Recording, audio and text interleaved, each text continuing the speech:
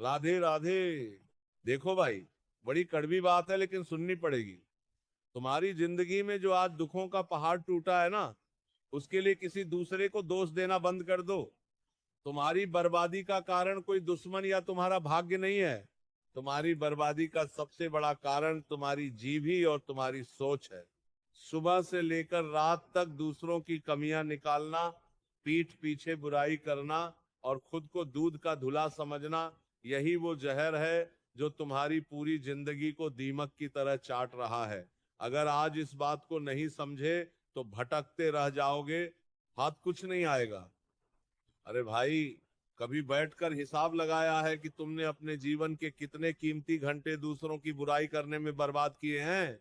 कोई इंसान कैसा है, क्या कर रहा है, क्यों कर रहा है, इससे तुम्हारा क्या लेना देना है? भगवान ने तुम्हें ये मनुष्य शरीर इसलिए दिया था कि तुम अपने अंदर झांक कर अपने विकारों को सुधार सको। लेकिन तुम्हारी हालत तो यह है कि पड़ोसी के घर में क्या पक रहा है और कौन क्या पहन रहा है, इस पर पूरी नजर है। और अपने अंदर झांको तो मन का कमरा कचरे से भरा पड़ा है। संतों ने क्या कहा है?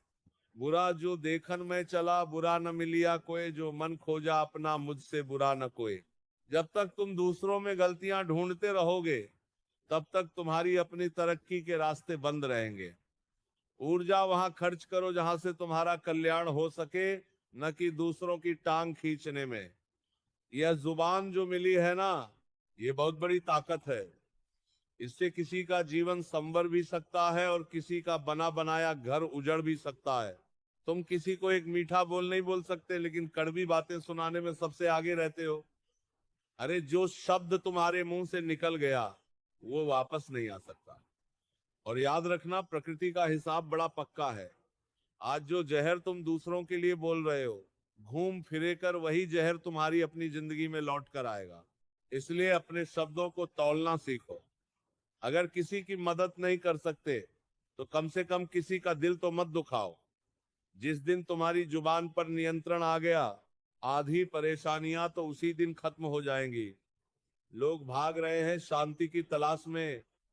कोई गोवा भाग रहा है, कोई पहाड़ों पर जा रहा है, कोई नशा कर रहा है। अरे भाई, शांति बाहर थोड़ी है, शांति तो तुम्हारे भीतर बैठी है।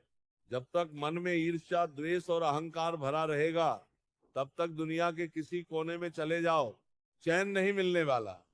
चैन तब मिलेगा जब तुम इन फालतू की झंझटों को छोड़कर अपने भगवान से नाता जोड़ोगे। सुबह उठकर कम से कम आधा घंटा अपने इष्ट का नाम लो, सत्संग सुनो और अपने कर्मों पर ध्यान दो। समय बहुत कम है और सांसों की गिनती रोज कम हो रही है। इस नासमझ जिंदगी को सुधारने का वक्त अभी भी है।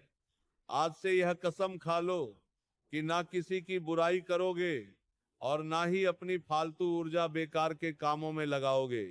अपने जीवन को भगवान के चरणों में समर्पित करो। सबका कल्याण हो, सबका मंगल हो। राधे राधे।